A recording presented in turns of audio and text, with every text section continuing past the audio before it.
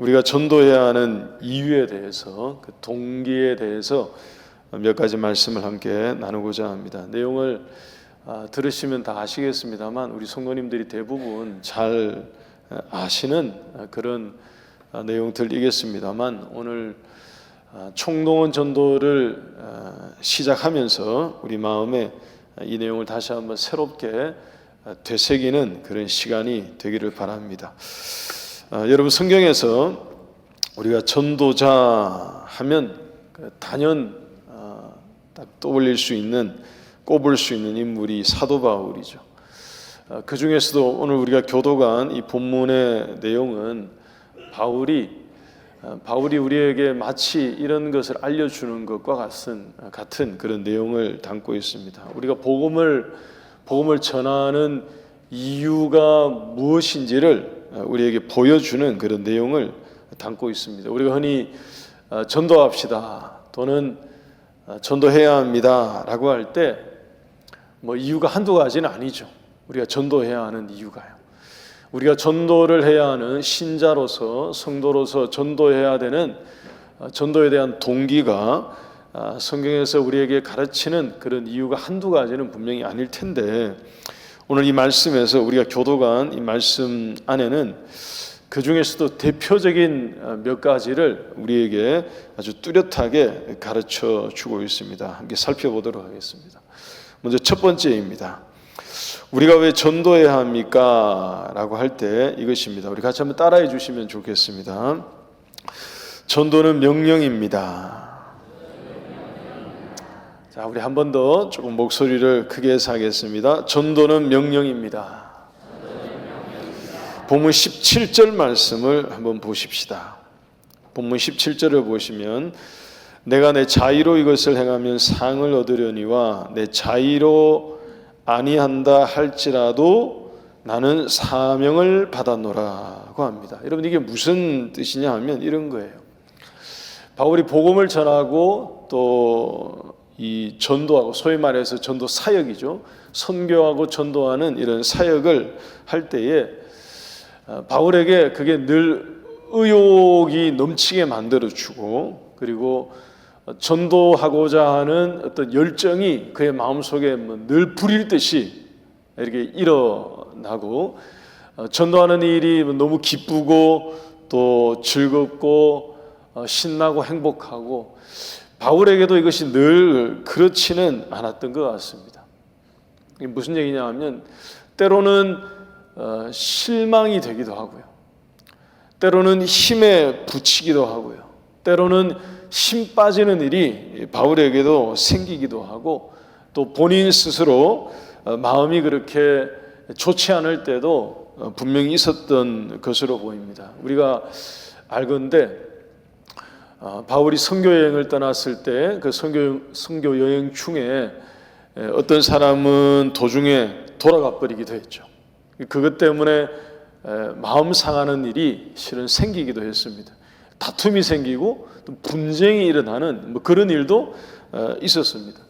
그리고 어떤 사람들은 바울을 유대인의 공회에 고발하는 그런 일도 없지 않아 있었습니다. 그리고 몇몇 교회들에서는 바울이 복음을 전해서 세웠던 그런 몇몇 교회들 안에서는 바울에 대한 반대자들이 일어나서 그의 사역을 오해하기도 하고요, 또 방해하기도 하고 또 비난하는 일이 생기기도 하는 그런 일도 있었습니다. 그러니 바울에게도 그랬던 거죠. 복음을 전하고 말씀을 전파하고 하는 이런 일이 늘 활기차고 늘 유쾌하고 하면 할수록 재밌고 신나고 늘 그러지는 않았을 것입니다.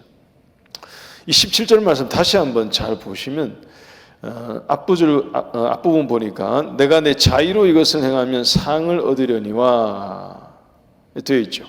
자의로 행한다는 것은 우리 흔히 말할 때 이 자원하는 것을 얘기한 것입니다. 자발적으로 말씀을 전하고자 하는 좋은 의지, 자원하는 마음이죠. 자의로 행하는, 기쁜 마음으로 일을 감당할 때 그런 뜻입니다.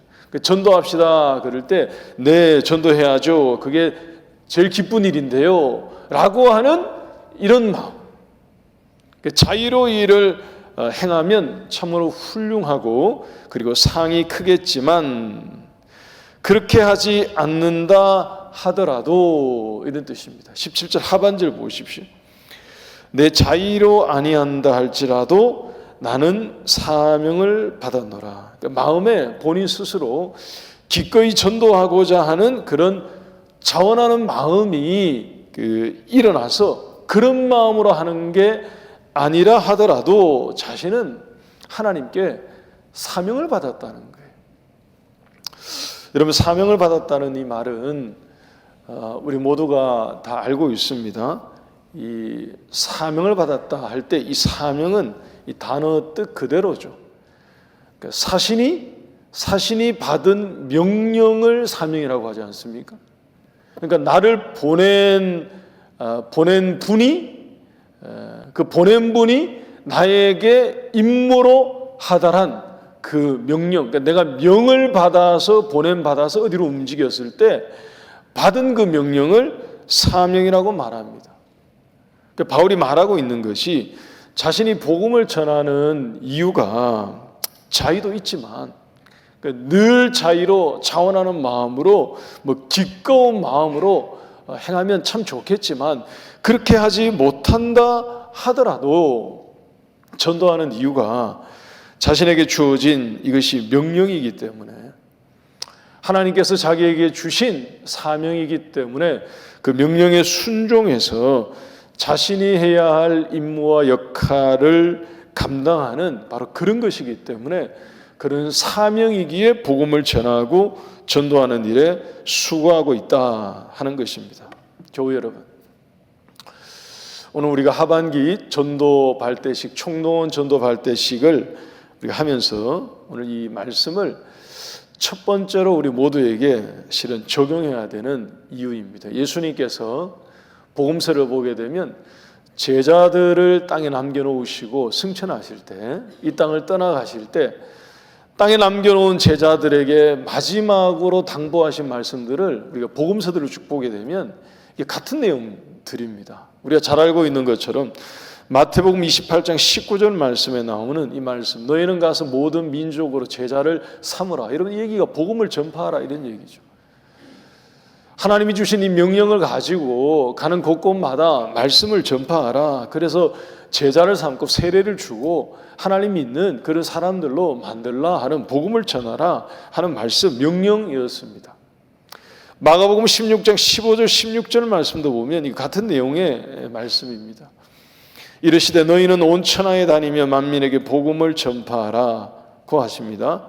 그래서 그렇게 해서 믿고 세례를 받으면 그 사람은 구원을 얻을 것이고 믿지 않는 사람은 정죄를 받게 될 것이라고 말씀하십니다.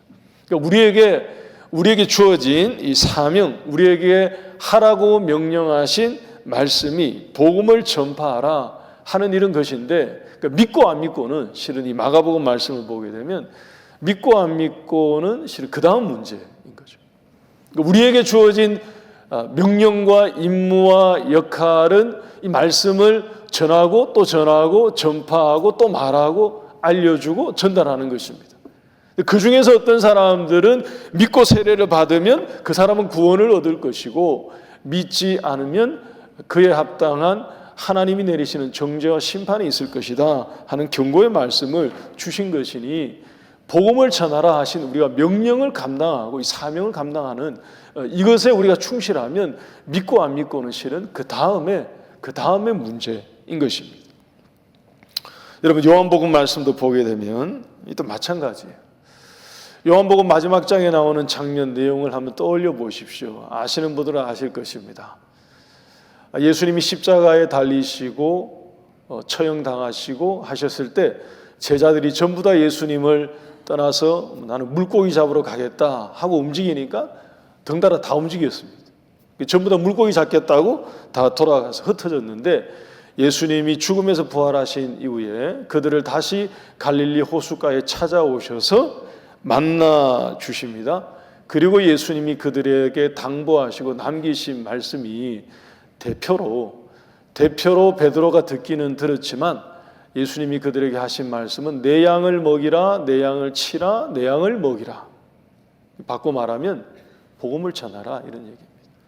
하나님의 말씀을 전해서 돌아와야 될 영혼들이 주께로 돌아올 수 있도록 하나님의 양들을, 잃어버린 양들을 찾아서 치고 먹이라 하는 복음 전파라는 말씀이었습니다. 우리 사랑하는 하늘교회 성도 여러분, 우리가 이거 꼭 기억하십시다. 전도는 하나님이 우리에게 주신 명령이기 때문에 우리가 전도해야 하는 것인 줄 믿으시기를 바랍니다. 다시 한번 따라해 주시면 좋겠습니다. 전도는 하나님의 명령입니다. 우리 한 번 더 하십시다. 전도는 하나님의 명령입니다.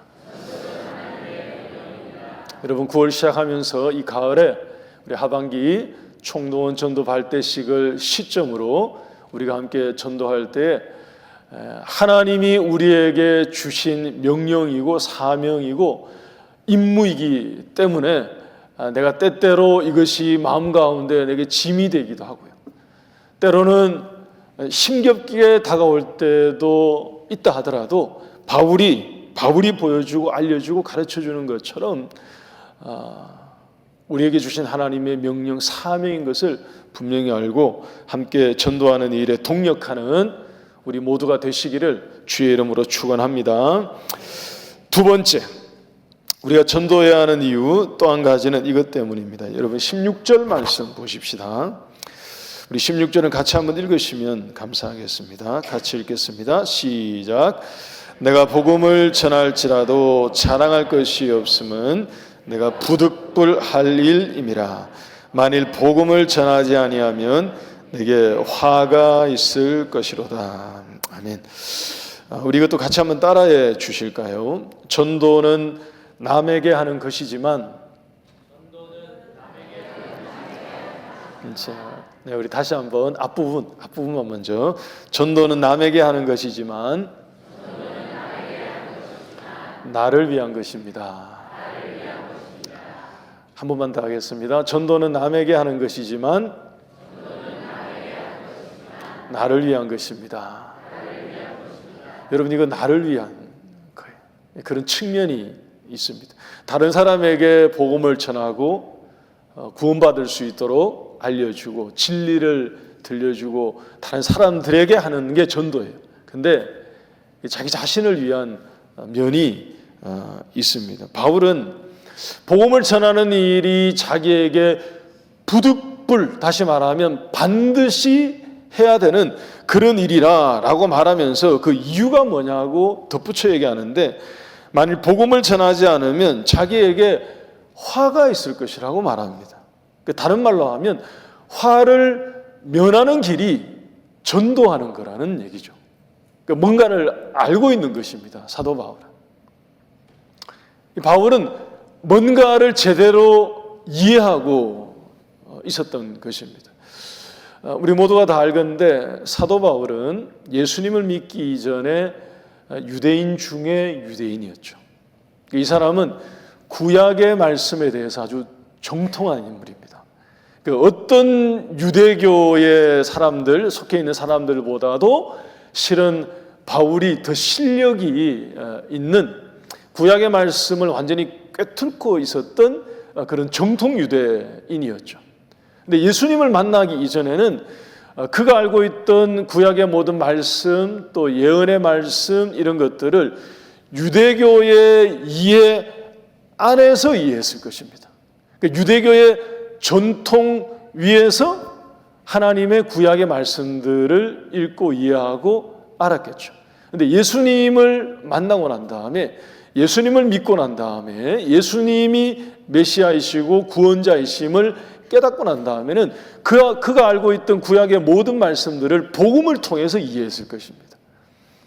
그러니까 예수님을 통해서 구약의 예언의 말씀들을 알게 되고 다시 이해하게 되고 새롭게 그 의미를 깨우치게 되고 했을 것입니다. 바울은 그러는 과정 가운데 뭔가를 깨우쳤던 게 분명합니다. 그게 뭐냐 하면, 여러분 구약의 말씀들을 보게 되면 하나님이 이 선지자를 불러 세우실 때 하신 말씀들 중에서 이 묵직한 무게감이 있는 중요한 말씀들이 있습니다. 선지자들을 세워서 하나님이 그들에게 그 역할을, 명령을 또 임무를 주실 때 하신 말씀들이 있어요. 우리 예를 들어서 에스겔서 말씀을 한번 참고해서 보십시다. 하나님이 에스겔을 예언의 전달자로 세우실 때 하신 말씀이에요. 3장 17절에서 19절 말씀을 한번 보십시다.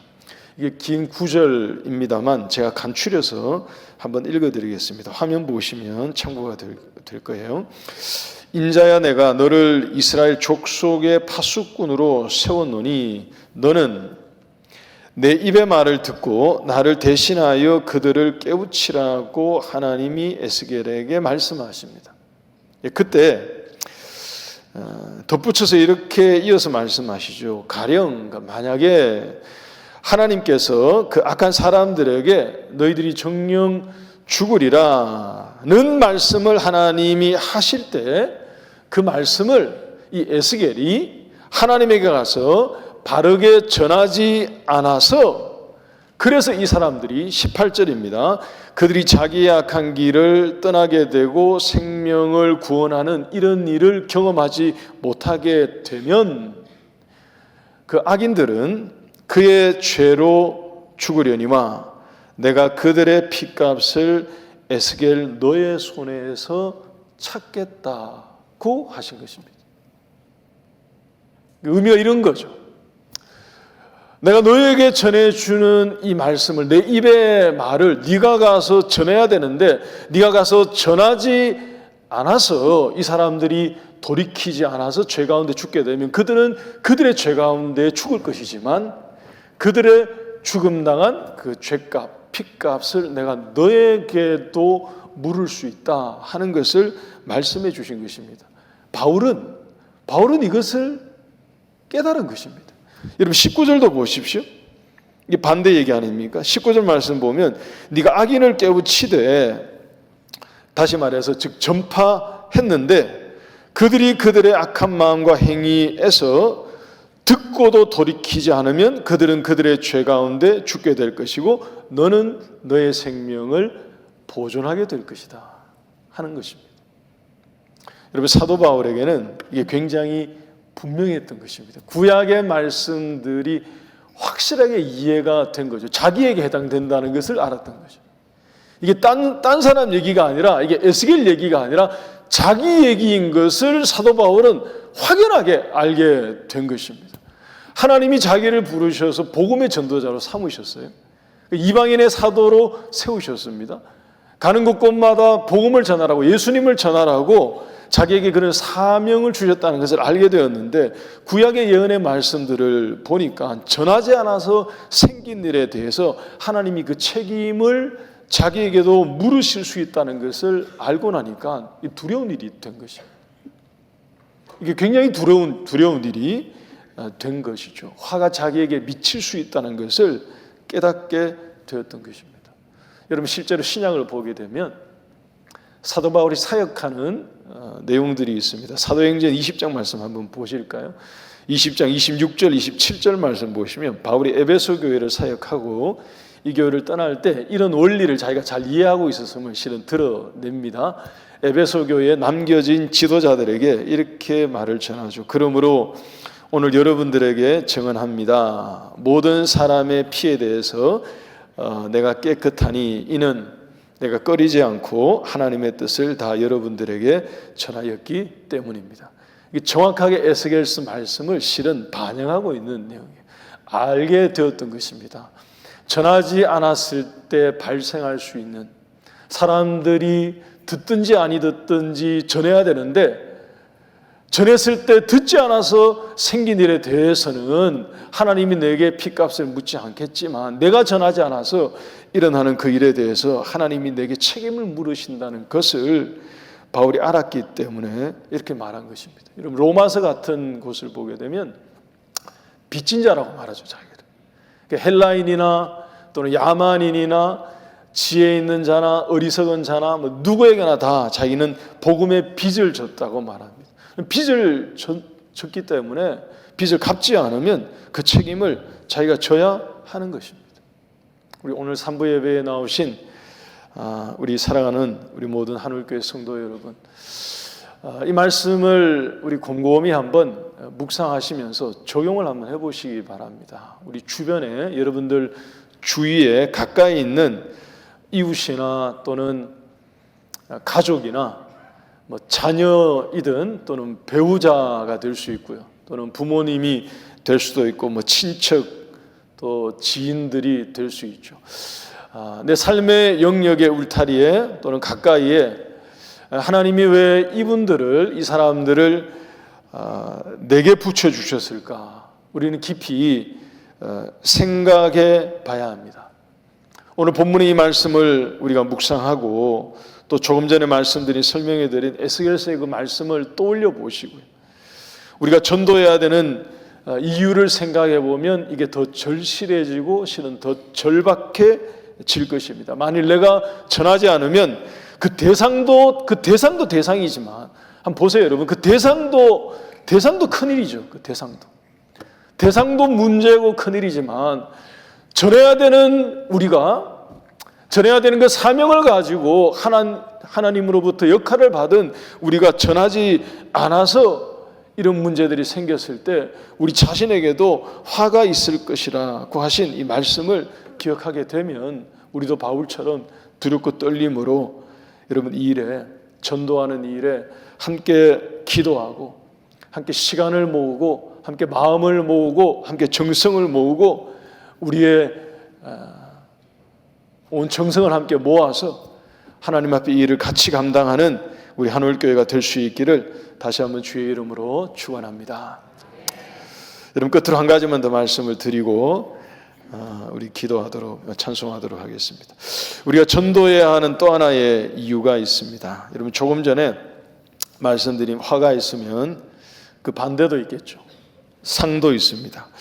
여러분, 오늘 본문 말씀 17절, 18절 말씀 보시면 이 상에 대한 기대감 또는 뭐 그런 언급도 있습니다만, 이 본문에서 바울이 자신이 받을 상급에 대해서 이 진짜로 언급하고 있는 이 내용은 23절 이하에 나옵니다. 23절 말씀 보십시오. 내가 복음을 위하여 모든 것을 행함은 복음에 참여하고자 함이라 라고 되어 있죠. 여러분, 23절의 내용은 23절 바로 앞까지 나오는 긴 이 구절들, 몇몇 구절들이 있는데 이 구절들의 내용을 담은 것입니다. 실은 무슨 얘기냐 하면 바울이 복음에 조금이라도 보탬이 되기 위해서, 한 사람이라도 구원하기 위해서 자기가 이렇게 했다는 것입니다. 모든 사람들보다 자기는 더 자유한 사람이 됐음에도 불구하고 마치 자유가 없는 종인 것처럼 했다는 거예요. 유대인들에게는 유대인들처럼, 율법 아래에 있는 자들에게는 자기는 더 이상 율법 아래에 있지 않지만 그들을 구원하기 위해서 자기가 율법 아래에 있는 사람인 것처럼 됐다는 거예요. 왜? 그들을 구원하고자 하는 마음 때문에. 약한 자들에 대해서는 자기는 더 이상 약하지 않지만, 주 안에서 강하고 주 안에서 약하지 않지만 약한 자들에게는 자기도 약한 자가 된 것처럼 그들을 대했다는 것입니다. 그래서 아무쪼록 한 명이라도 더, 몇 사람이라도 더 구원을 얻도록 만들기 위해서 여러 사람들에게 여러 모양으로 대했다 하는 것입니다. 복음을 전하는 일에 이 사도 바울이 그렇게 참여하고자 노력하고 힘쓰고 애썼다는 말씀인 것입니다. 그리고 하는 말씀이 24절 말씀 보십시오. 24절 우리 같이 한번 읽어주시면 좋겠네요. 같이 읽겠습니다. 시작. 운동장에서 다름질하는 자들이 다 달릴지라도 오직 상을 받는 사람은 한 사람인 줄을 너희가 알지 못하느냐. 너희도 상을 받도록 이와 같이 다름질하라. 아멘. 여러분, 여기서 이와 같이 다름질하라고 하신 이 말씀, 이와 같이 이 얘기는 바울 자신이 방금 전에 말한 것처럼, 자기가 그렇게 행한 것처럼 몇 사람이라도 더 구원받도록 하기 위해서 그렇게 다름질한 것처럼 그렇게 다름질하라는 말씀이에요. 왜냐하면 그 끝에 뭐가 있다고요? 여러분, 그 끝에 뭐가 있다고요? 우리 다 같이 읽었지 않습니까? 너희도 상을 받도록 이와 같이 다름질하라. 그러니까 사도 바울이 자기가 유대인들에게는 유대인들처럼, 유대인같이, 율법 아래에 있는 사람에게는 자기는 율법에서 이제 해방하였지만 다시 율법 아래에 있는 것처럼 그들을 대해주고, 연약한 자들에게는 자기는 연약하지 않지만 여전히 약함을 가지고 있는 사람인 것처럼 그들을 만나주고 한 이 모든 이유가, 그렇게 다름질한 이유가 그들 가운데 몇 사람이라도 구원을 얻도록 하기 위해서 그렇게 뛰었다는 것입니다. 그렇게 달렸다는 것입니다. 왜냐하면 거기에 하나님이 주시는 뭐가 있기 때문에? 상이 있기 때문에. 상급을 기대하고 바라본 거죠. 여러분, 이 말씀 기억하시기 바랍니다. 우리 복음을 전하는 전도자에게 하나님이 주시는 큰 상이 있음을 믿으시기를 바랍니다.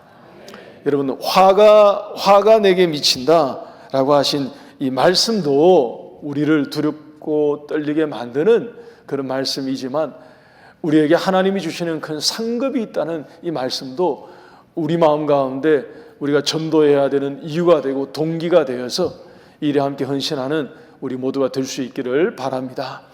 우리 끝으로 다니엘서 12장 2절 3절 말씀 함께 읽고 찬송하겠습니다. 여러분, 이 말씀 우리가 다니엘 12장 3절 너무 잘 아는 말씀인데 3절만 보시지 마시고 2절을 같이 한번 보시죠. 제가 한번 읽어드리겠습니다. 땅의 티끌 가운데에서 자는 자 중에서 많은 사람이 깨어나. 그리고 제가 여기에 넘버링을 한 거 보이시죠? 번호를 잘 보시기 바랍니다. 다니엘이 들은 예언의 말씀입니다. 그러니까 종국에 인자가 이 땅 가운데 다시 오시는 그 끝날이 되었을 때 다니엘이 환상 가운데 이런 것을 보고 들은 것입니다. 땅의 티끌 가운데에서 자고 있던, 그러니까 죽임을 당해서 죽은 자들을 얘기하죠. 자는 자들 가운데 많은 사람들이 이제 깨어 일어나는데, 첫 번째 1번, 그 가운데 영생을 받는 자도 있겠고, 2번 수치를 당하여서 영원히 부끄러움을 당할 자도 있을 것이며, 3번 지혜 있는 자는 궁창의 빛과 같이 빛날 것이요, 여기에 해당되는 사람도 있고요. 4번 많은 사람을 옳은 대로 돌아오게 한 자는 별과 같이 영원토록 빛나리라. 다니엘이 이것을 환상 가운데 보고 들은 것입니다. 그 끝날이 되었을 때 자는 자들 가운데서 허다한 사람들이 깨어서 일어나는데 보니까 1번처럼 영생을 얻는 자도 있더라 하는 것입니다. 그런데 2번처럼 수치를 당하고 영벌을 받는 사람들도 있게 될 거다 하는 것입니다. 이들만 있는 게 아니라 3번 보니까 그 가운데 지혜 있는 자는 궁창의 별처럼 빛난다고 말합니다. 빛처럼. 근데 4번 보니까 많은 사람을 옳은 대로 돌아오게 한 자는 별과 같이 영원토록 빛난다고 말씀해요. 여러분들 1번부터 4번 중에 일단 몇 번은 빼야 됩니까? 몇 번은 답이 아니죠, 지금? 2번은 답이 아닙니다. 2번은 빼셔야 돼요. 빼셔야 돼요. 이게 사지선다로 고르셔야 문제 나는데 2번 찍으시면 큰일 납니다. 2번을 일단 답에서 빼야 되고 답은 1번, 3번, 4번이에요. 1번, 3번, 4번. 1번, 3번, 4번 중에 돼야 됩니다.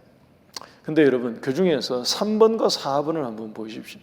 3번과 4번을 보시면 이게 비슷한 것 같고 또 유사한 것 같은데 3번, 4번 중에서 만약에 둘 중에 골라라고 하면 몇 번 골라야 될까요? 왜 4번이죠? 예, 1부, 2부에 비해서 다 들었나요? 여러분 3번과 4번을 보면 다 별빛처럼 이게 빛나게 해주신대요. 근데 4번을 보니까 많은 사람을 옳은 대로 돌아오게 한 사람은 별과 같이 빛나는 것은 다 같이 빛나는데 영원토록 빛나도록 해주신다. 이게 상급이죠. 이게 상이죠. 오늘 본문에서 사도 바울이 너희도 상을 받도록 이와 같이 다름질하라 하신 말씀에 비춰볼 때 여러분 이런 게 상급이죠. 오늘 우리 전도 발대식 하고 이번 가을의 하반기에 우리 복음을 전해야 될 가족들 또 주변에 있는 사람들에게 우리 같이 복음을 전하고 그리고 돌아와야 할 자들이 주님께로 돌아오는 그래서 큰 상급을 받는 우리 모두가 되고 우리 한울교회가 되기를 주의 이름으로 축원합니다.